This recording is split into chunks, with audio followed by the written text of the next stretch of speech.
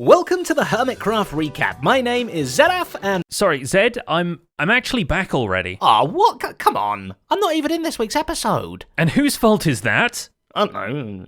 Tango's? Welcome to the Hermitcraft recap. My name is Pixel Riffs. Our writer is LoyXP. Captions on this video were provided by Liara. I'm back. Did anything happen while I was away? What do you mean Doc M flooded the sky? So there's a lot to catch up on, but fortunately there's a show for that, so let's take a look at all the events and mishaps that occurred on the Hermitcraft server this week. Starting with Skizzleman, whose long arm of the law gets Mumbo in a headlock this week and strong arms him into building a door for the Popo HQ. I can't get enough of this. This is very, very, very, very cool. So, Mambo, well done, buddy.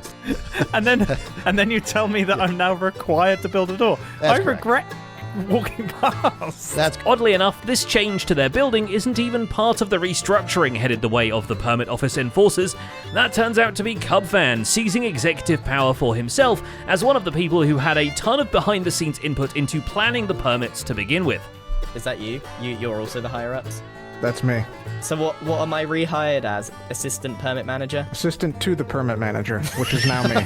Speaking of restructuring, Cub hands Skiz and Scar some TNT, which will help them destructure anyone who still has a pop-up shop selling goods after the deadline. But of course there's a new structure in the game, and after creeper spleefing and bridge building, Skiz goes into a trial chamber with Impulse and Tango to see what all the fuss is about, then guides Grian through the experience until the pair of them walk away with enough maces to cause some mischief. That's not going to kill you? Get over here.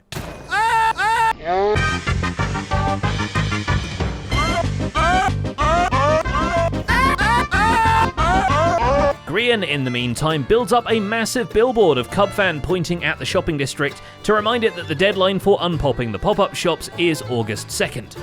Unless you're Vintage Beef, then the deadline is September 2nd. Good to see there's no favoritism within the system. I have created the back of a cub as well, and I tell you right now, it's asking for a prank. You might assume that the offenders will be put into the Homedale maze with how much work Cub has already put in it. And true, the Ravager-based level and the Guardian-protected Lake of Turmoil sure looked dreadful even before Doc M did a great flood on the area. But the actual way Cub deals with criminals is well illustrated when he finds Azumavoid's shop for all the new trial chamber items.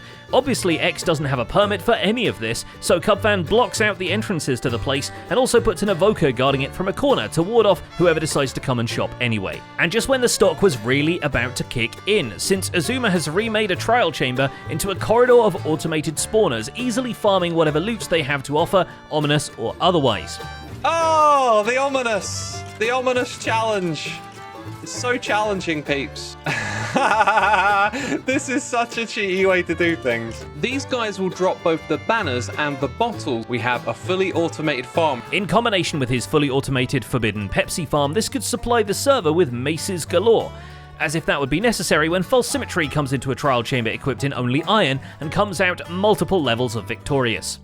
Even the extra spawner the trial chamber just randomly crashed into didn't offer any extra challenge, though it was kind of funny looking. This has got to be, it's got to be broken into the other thing. Oh, I still got the normal chest, actually. I don't feel bad about that then, if that was all that was meant to be down there. The point is, whoever's been saying that the endgame gear hermits have it too easy with these is right, but it's not like early gear hermits are any different. Back at her base, however, False discovers a much more enticing treasure, a stall selling a full chest of brick-adjacent material for only 1 diamond. 1 diamond for the whole chest. I don't know what this means. Is this a pop-up shop? Am I going to get done for, supporting a pop-up shop? I don't know how this works.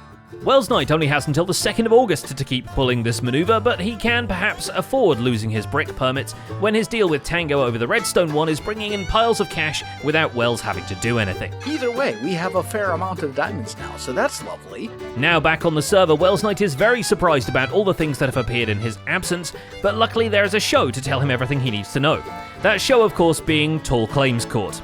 The joke's on them. Wells is a paralegal and already knows more about legal procedure than perhaps is necessary to decide if Doc killed that pig that he killed. I wasn't a stenographer, that's a specific type of court reporter, so I guess I would sit on this side in my little court reporter box, typing up notes, recording everything, making sure that all the attorneys talked into their microphones, which they never did, and then I had to give them dirty looks. Apropos of nothing, Zombie Cleo is making big moves with the Big Terracotta Alliance. The first move is to move BOO's ethically sourced terracotta stand across the river, where it could be exploded more safely come August.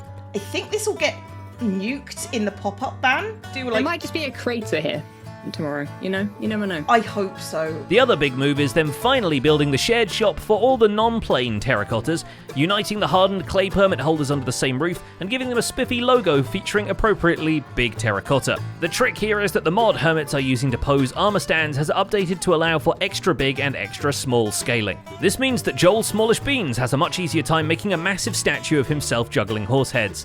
He'll need another one commemorating his violence against villagers too at this rate.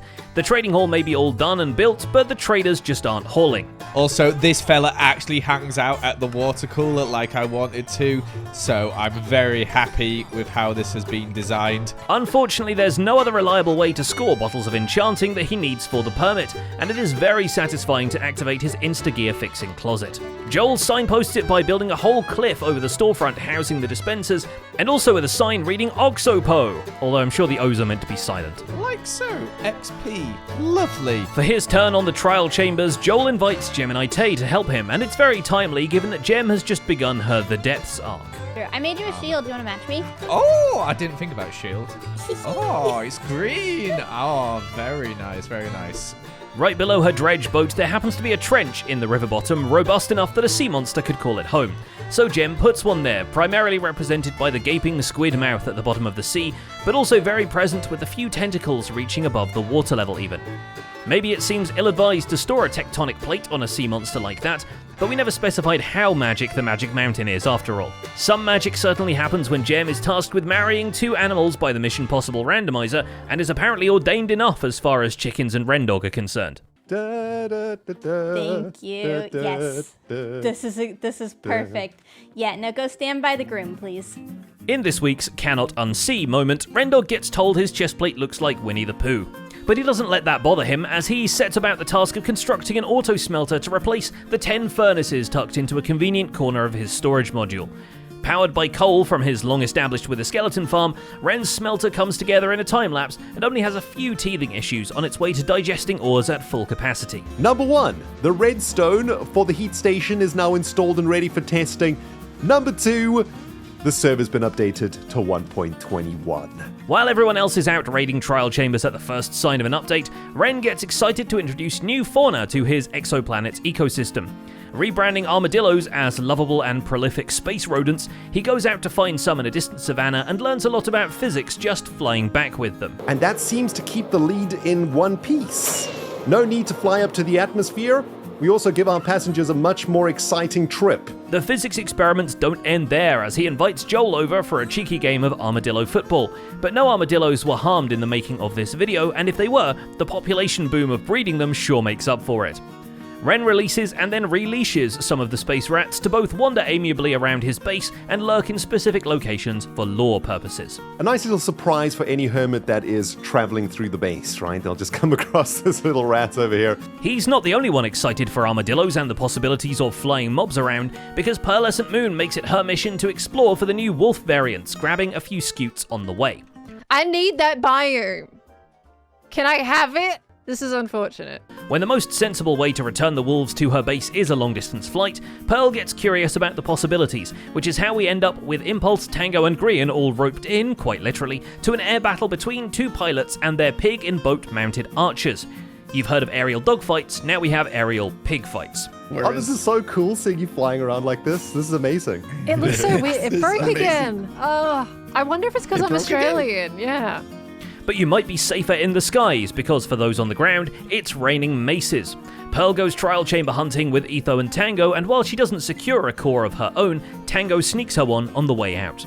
Oh, we got a record. Oh, it's blue. Nice. I didn't know there was a blue record. There you go. XB Crafted, much like any homeowner, has decided he'd better make some decisions about the walls.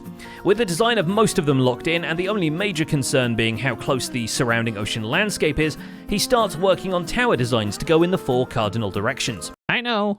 This is what do, okay? He's interrupted by Pearlescent Moon trying to import a dog for him, which takes a few tries to get off the ground, but international travel with pets is a tricky business.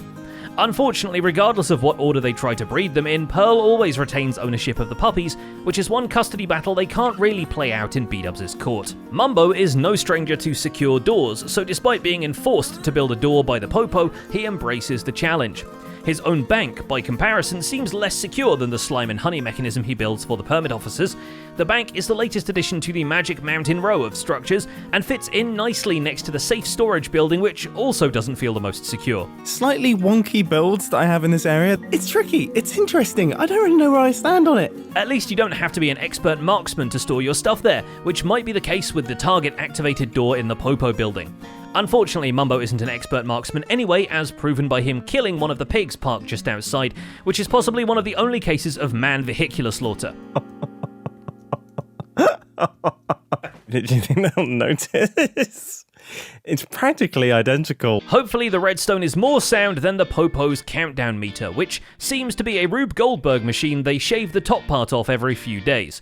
Joe Hills barely gets a sneak peek of the mechanism before he's hustled out, gives a tour of his law firm / bookshop, and accompanies the Popo to Pearl's house so she can explain Monsters Inc. to people. So you're coming in here without a warrant, breaking my ceiling, going through my stuff, I haven't had a accusing chance, me and B-Dubs hasn't been around. stealing. I haven't had a chance. Oh, blah, blah, blah, blah, blah. Along the way, Joe comes up with the idea of promotional doormats for his law firm, which I guess technically say come back with a warrant, but only when you look at them directly. This is excellent. I love the use of Sans comic in your marketing. Oh, thank you. He should have made one for Doc M's Skyblock base that said, "Don't come back at all."